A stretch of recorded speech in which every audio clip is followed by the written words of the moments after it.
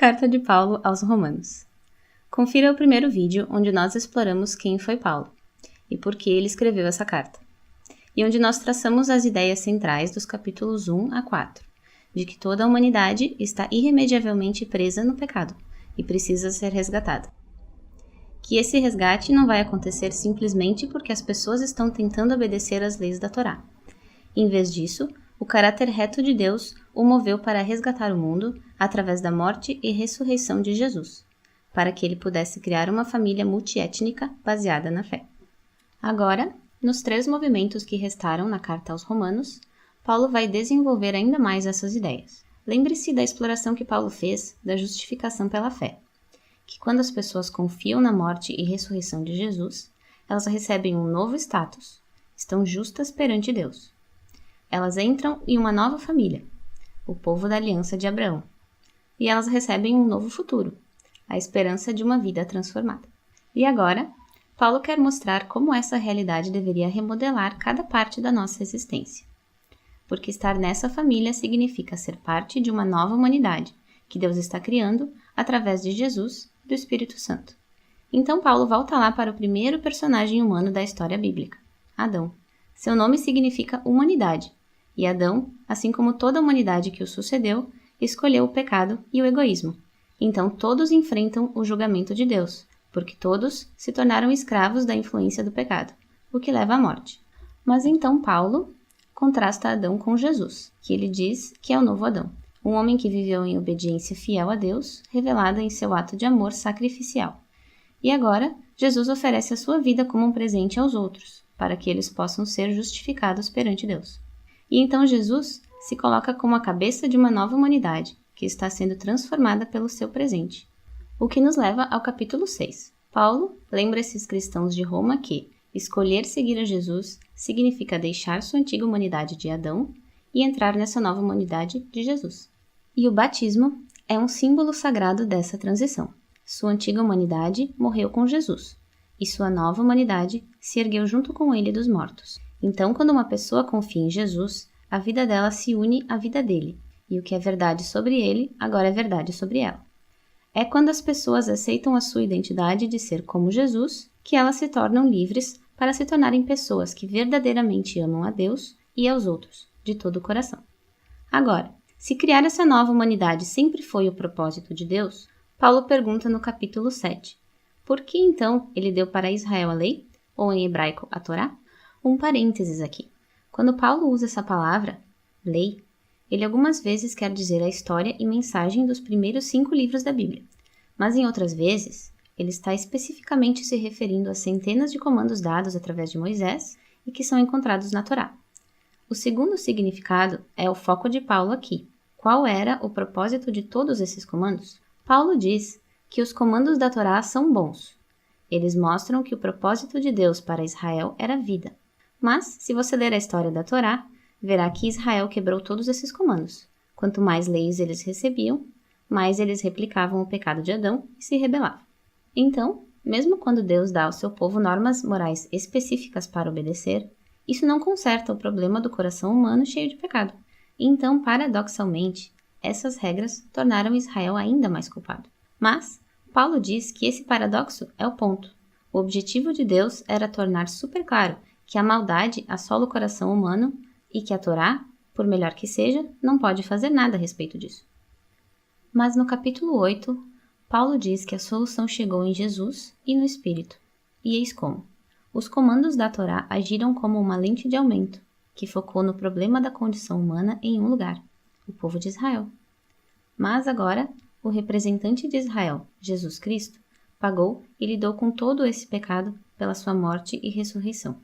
E ele lançou o seu Espírito nessa nova família, para transformar seus corações, a fim de que eles sejam capazes de verdadeiramente cumprir o chamado de todos os comandos da Torá, de amar a Deus e ao próximo.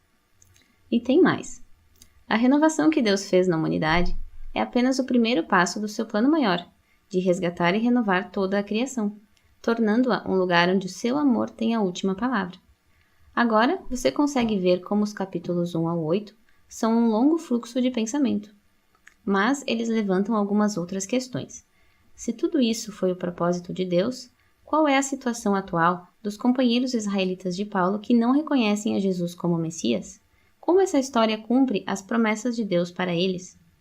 E Paulo começa o capítulo 9 com a sua própria angústia em relação aos seus companheiros israelitas que não acham que Jesus é o Messias.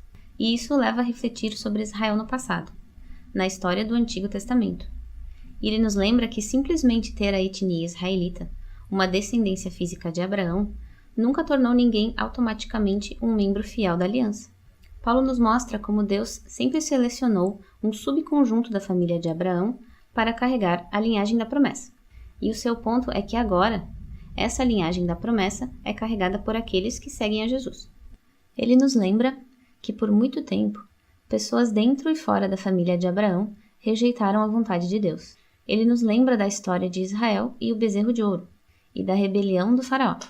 Ele nos mostra como Deus foi capaz de orquestrar os eventos para que o fato de as pessoas rejeitarem a Jesus, na verdade, alcançasse os seus propósitos de redenção.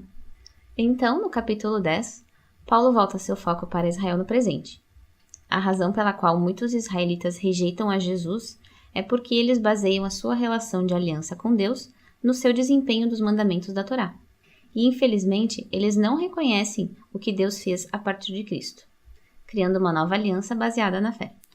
E Paulo pergunta no capítulo 11, qual é o futuro de Israel? Deus sacou fora o seu povo?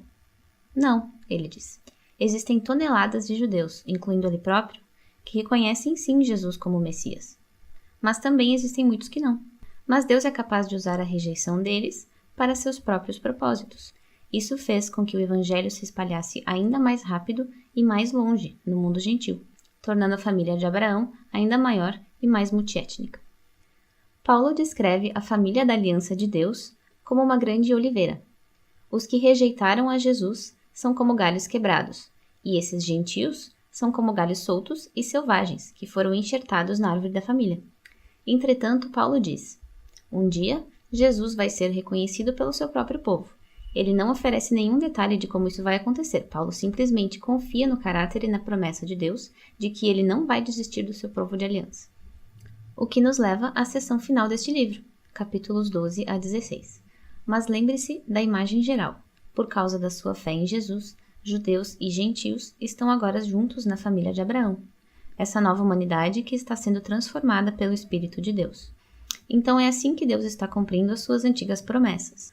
Desta forma, a única resposta razoável é que esses cristãos judeus e não judeus estejam unidos como uma só igreja. Nos capítulos 12 e 13, ele mostra que essa unidade virá do comprometimento a amar e perdoar uns aos outros. O amor aparece quando todos usam os seus dons e talentos diferentes para servir uns aos outros na igreja. E ele também significa humildade e perdão. Quando esses grupos étnicos e culturas diferentes se encontram em Cristo, o conflito é inevitável. E ele só pode ser superado através do trabalho árduo, do perdão e da reconciliação. É assim que eles vão mostrar a maior das virtudes cristãs, o amor, que cumpre os maiores mandamentos da Torá, amar a Deus e amar ao próximo como a si mesmo. Nos capítulos 14 e 15, ele foca especificamente nos problemas que estão criando divisões étnicas na Igreja de Roma. São disputas a respeito das leis de alimentação judaicas e de guardar o sábado. Paulo diz que essas práticas não definem quem está e quem não está na família de Jesus. E se as pessoas diferem sobre esses aspectos, que são culturalmente importantes mas não essenciais, elas precisam aprender a respeitar as diferenças uns dos outros. E é dessa forma que o amor vai curar e unificar a família de Cristo. Paulo concluiu a carta comentando primeiro sobre Febe, uma líder-chave na igreja da Cencreia. Ela teve a honra de carregar e talvez até de ler essa carta em voz alta nas igrejas romanas pela primeira vez. E Paulo encerra saudando todas as pessoas que ele não vê faz tempo. E esse é o final. Uau! Você pode ver melhor agora como todas as partes dessa carta se encaixam e mostram que obra-prima profunda ela realmente é. E é isso que trata a carta de Paulo aos Romanos.